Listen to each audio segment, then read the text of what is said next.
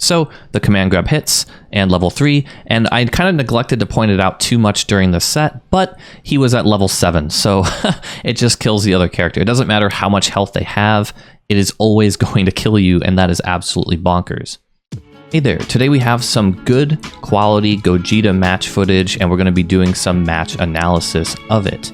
You guys seem to like these match analysis videos in the past, and since these are two really strong players testing out the character, there's actually a lot of stuff to cover here that's generally just really good info, even if you don't care about Gogeta at all. So I figure we can double up this time and talk about Gogeta and talk about some of these really good decisions that both of these players are making. Before we get into it, please be aware that this is all official game footage, so if you want to watch the full set without me constantly pausing and breaking things down, I'll have a link to that down below in the description. Also, the entire Gogeta showcase was generally just really good, just like all of the showcases have been for all the previous characters this year, so please watch the official VOD if possible, and if they ever do something like this again in the future, please support those because Damascus, Tyrant, and Apologyman have done such a great job breaking down all these characters so far. They've really done a good job of hyping the community up for these characters and giving us a running start of what to do and what to get started with when we get to play these characters ourselves. Oh, and we'll be covering more Gogeta on the channel later this week, so if you're interested in that, consider subscribing to the channel and let me know what you think about the character down below. Are you excited for him? Do you think he looks too strong? Do you really not know what to think yet? Let me know down below. Alright, so let's get started. Player 1 is Apologyman on the left and Jonathan Tene on the right. Jonathan Tene is the one who won the West Coast Finals for the official kind of world tour this year. So both of these players, super strong, really good. Jonathan is known for his defensive capabilities as a player. He doesn't take risks when he doesn't have to, and when he feels like he can reasonably defend, he just defends. He doesn't mash, he doesn't take a lot of risks. And against Gogeta, you're going to see that that might not pay off, because if you just sit there, you're going to let Gogeta level up, and as we're going to see in this video, you really don't want to let him level up. We're going to point out cool things about the character as the match goes on. I figure let's just learn as we go, instead of do a full breakdown and then watch the video. Alright, look at this round start. Already blocking. Did you see what happened here? Let's take a look at this again. Jonathan is going to do the safest option possible, which is just to jump back and jump away. But this stand medium from Gogeta doesn't let that happen. Round start, it hits this high, this fast. I think they said it was 9-frame startup, which is absurd. Forces you back down to the ground. It's Gogeta's turn. And we're going to see Apologyman's actually already leveling up. Every time he uses this move, he's using his assist to kind of keep his turn and get this going. He's already at level 2. When he gets to level 7, he's going to be able to just kill you with one level 3. You actually do just lose to a single level 3. Now I want to go back again already because this is a really important tool to keep an eye on. Let's take a look at what he does right here. So he super dashes, backs off, jumps away, and then does EX flip right away and makes Jonathan block. This move, the EX flip, is definitely like the move for this character. It's plus on block, it works on the ground and in the air, and you're going to see it get used a ton between these characters. Also, I promise I'm going to try not to keep backing up and pausing too much, but there's just a lot to go through here. So once again, let's see this again. EX flip plus on block, it's Apologyman's turn. Reflects that assist away, but ends up getting Dragon Rushed right afterwards. You really got to be ready to defend even after you reflect an assist. Just because you reflected something doesn't mean it's necessarily your turn. Ooh, that stand medium gets a really good confirm from Dodon Ray. Definitely the quality of life move for this character. Lots of reflects. He's still leveling up a little bit here and there. Now Jonathan gets the really good cross up with Teen Gohan. That's never really going away. And I like what he does here. He swaps into Android 21 because this level 3 knockdown is super good, as we've talked about before. And this is going to force Apologyman into sparking, because you really just don't want to lose the character. Also, they're trying to show off Gogeta for us, so you know they're going to want to play him as much as possible. Also, something about Gogeta that you guys are probably aware of, we're going to back up just a second here. Something you guys are probably aware of is that he gets multiple air dashes. So this situation where Apologyman instant air dashed on Jonathan Tene, he could probably, in sparking, cancel this jump heavy into another air dash for an extra overhead. Same thing right here, it could have happened right there. We're going to definitely see his mix-up evolve like that as people get used to playing him. Right now, you know, he's a pretty fresh character. They're playing him pretty similarly to how they'd play a lot of other characters. That's okay. Nice block. Nice reflect. I really like what Apologyman does in these situations. I wouldn't do this all the time, but when he can react to an instant air dash cross up, he actually reflects the opponent away, because normally, even if you do react in time to block, it's still going to be the other person's turn, but reflecting them away gets them off you, sends you guys back to neutral. Maybe you can take the initiative if you see them with a button. Now the orbs are coming out, putting in some work. And that's a command grab. Let's take a look at that command grab one more time, and then we'll actually take a look at what happens with that command grab. So, looks like a beam. Psych. It is actually a command grab.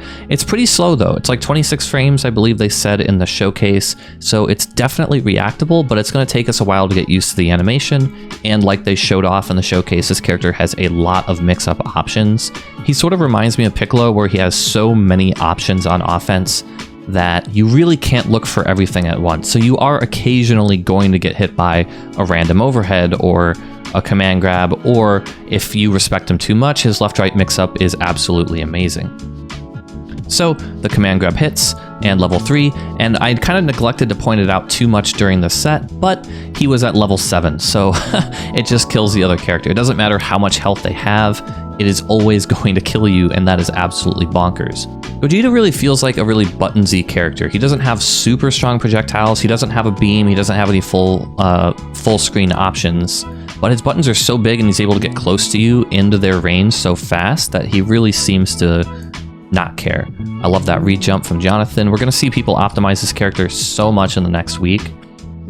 By the way, definitely follow Apologyman and Jonathan Tene on Twitter, because they are absolutely going to be posting a bunch of Gogeta stuff. Every time a new character drops, they're always posting optimal combos or posting just interesting things you can do with those characters. Now this is looking like a normal Dragon Ball match that we're used to. Gonna see a re-jump, nice. Gonna get the hard knockdown with level 3. He could go for the left-right mix-up here, but if he did that, then Bandai would probably do something about it. So we're gonna go for the Hell Zone mix-up instead. Empty low. Teen Gohan's dead.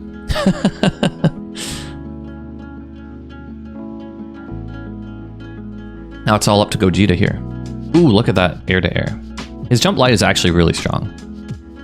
And this EX flip plus unblock ends up getting the hit though, because it is also an overhead. It's similar to Cooler's EX dive. That's probably the closest comparison to it, but it seems way better in scrambles. Like right there. Look at this. Level 3 once again. Goes for the Dragon Rush. And he's going to tech it. And in this scramble, Jonathan's just like, yeah, we're going to EX flip. And because he blocked in the air, it's even more plus than normal. Notice that he wasn't in the corner, goes for the cross-up. Apologyman wasn't ready for it. I wasn't ready for it. And that's a dead Piccolo. And now it's a super fair game, although Jonathan has a lot of sparking.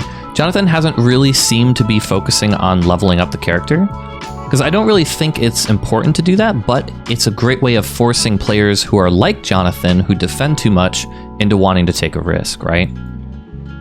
Let's go back here. I really like what he does here. He ends up using the EX to go through the Ki Blast. This is basically GT Goku's EX Rush Punch if it went through projectiles. It gives a full combo. It looks like the kind of degenerate I'm going to force my way in button, and if it happens to hit, look at all this damage. Nice blocks on Apologyman. EX blocks at that time, but it's still plus on block. Blocks at that time. Techs the DR. Super Dash does win here. That's good to know. We're going to have to definitely... Let's look at the sequence again. We're going to have to go in the lab when this character drops and see what beats EX Flip after a Tech Dragon Rush. Looks like Super Dash does the trick there. Chaozu's given up his life. And Jonathan just goes for the spark to keep it safe, keep the character alive. EX Flip again. Just keeping his turn going there. What he does here to kind of try to fake out Apologyman, like I can tell that they're experimenting with the character. He goes for instant air dash right here, and then he cancels. Oh, no, right there. There we go. So he does instant air dash, and then he goes into a flip. Like he's trying to go for a delayed overhead. But I think this kind of thing is still a little too slow to really trip people up the way that maybe Tien could do it, or maybe Cooler, someone like that. Dragon Rush gets the hit though. I think this is a really good match for them to pick to put on the channel for people to watch because there's a lot of Gogeta stuff happening. A few things that I do want to point out that we're going to see people do as time goes on is like those double air dash mix-ups.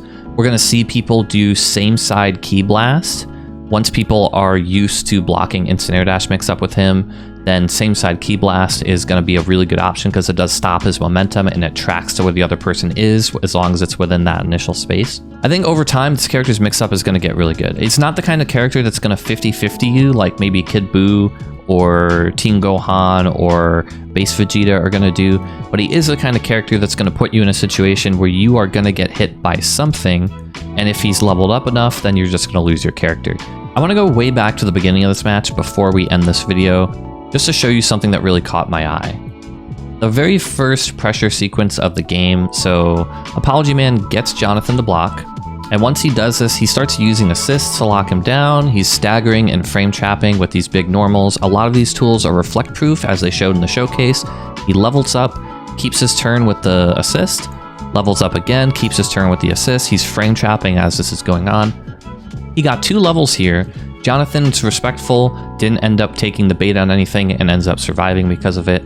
But a lot of people you play with, even though this character doesn't have super good mix-up as far as we can tell, he doesn't have true 50-50s, a lot of people just lose to frame traps. A lot of people are impatient, they kind of hang themselves by reflecting too much. Reflect-proof strings here might stop that.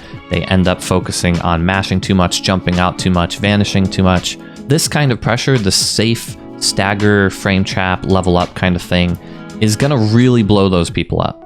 So I guess what I'm trying to say is even though this character doesn't have true 50-50s, you're still going to be able to do really well with him against the vast majority of players, and against everyone else who actually does respect you a lot and block a lot and react a lot, you will have enough time against those kinds of players to potentially get to level 7 and actually just kill them off really any hit. And if we fast forward here, you can see that eventually getting to level 7 does pay off with the most insignificant hit, just random command grab. If he was able to get a random cross up, a dragon rush, really anything at all, it was going to lead into this, and that character's dead. Oh, and one more thing comes to mind now that I mentioned that, is look at what Jonathan does in this earlier combo, right?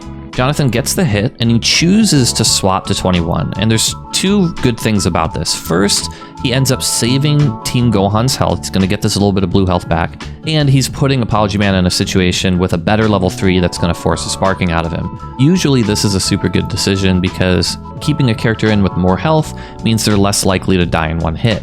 But when Gogeta's at level 7, I think that whole dynamic is going to change.